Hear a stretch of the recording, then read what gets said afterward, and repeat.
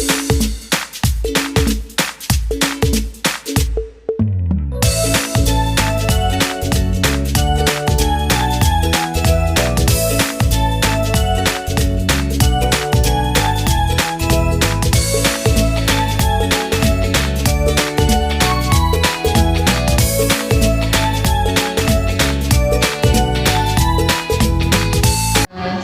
warahmatullahi wabarakatuh, Mbak. Waalaikumsalam warahmatullahi wabarakatuh.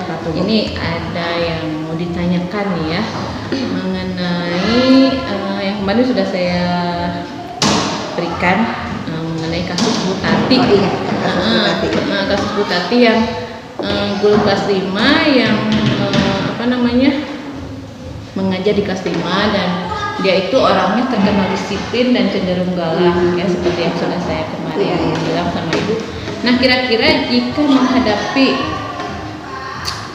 kondisi seperti Bu Tati, melihat anak yang sedang dihukum seperti itu, apa yang akan Ibu lakukan terhadap anak dan Bu Tati tersebut?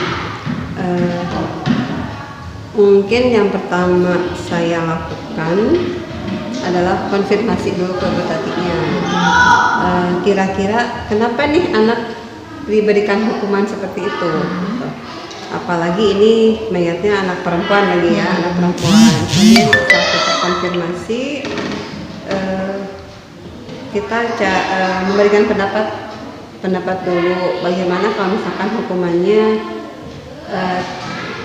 untuk memberikan disiplin kepada anak itu tidak seperti itu dulu lah. Tidak harus seperti itu, tidak mungkin harus sekeras itu, apalagi anak perempuan. Terus kemudian kalau misalkan itu kita juga mendekati anak tersebut, kenapa dihukum oleh ibu guru. Kalau misalkan ada jawaban dari anak, mungkin dengan alasan mungkin anak mah biasanya alasannya sepele ya Bu, tidak mungkin akan seberat. Apalagi ini anak SD ya. Betul, anak SD. Mungkin pelanggarannya tidak akan seberat anak-anak SMA gitu ya, atau anak SMP gitu. Ya, ini kan Bu Tati itu menghukum dia di tempat yang panas ya. Betul. Anak sampai berjongkok di pagi seperti yang itu panas, Bu. gitu kan. Tanpa dia menghiraukan anak tersebut yang menangis gitu kan. Nah, menurut Ibu itu kira-kira melanggar nggak Bu Tati gitu ya, sebagai seorang guru, kira-kira itu melanggar nggak sikap dari Bu Tati tersebut?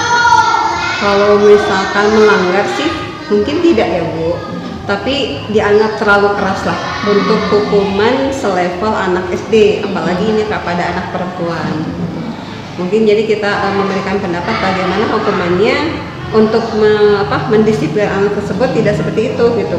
Kita mungkin kasih opsi yang lain lah, atau mungkin memberikan saran kepada Ibu Tati supaya hukumannya kepada anak tersebut tidak sekeras itu gitu.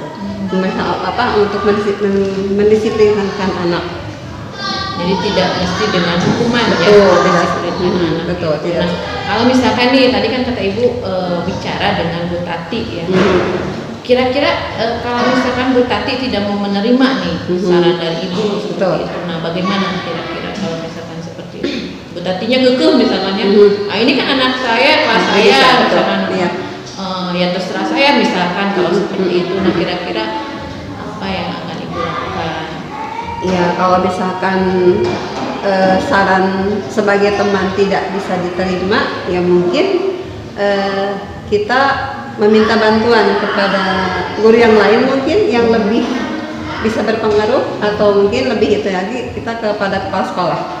Kepada kepala sekolah supaya tidak ada imbas lah, apalagi mungkin ini anak perempuan, bagaimana kalau terjadi apa-apa anak perempuan tersebut ya gitu, bagaimana dengan orang tuanya, maksudnya orang tuanya mungkin tidak menerima anaknya diperlakukan seperti itu. Ya, dan nanti kedepannya kan kemungkinan akan ada trauma bagi anak tersebut. Betul.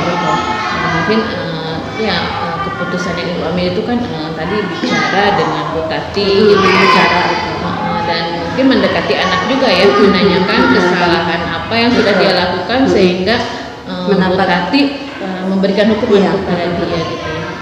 Ya mungkin seperti itu. Terima kasih tanggapan Ibu atas kasus yang seperti ini.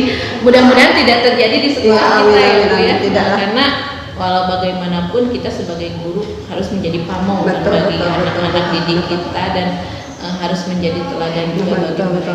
Di sekolah kita malah tidak ada yang segalak itu. Ya mudah-mudahan ya semoga saja seperti itu ya. Terima kasih atas tanggapan dan masukannya. Ya, sama-sama. Dan waktunya. Assalamualaikum warahmatullahi wabarakatuh. Waalaikumsalam warahmatullahi wabarakatuh.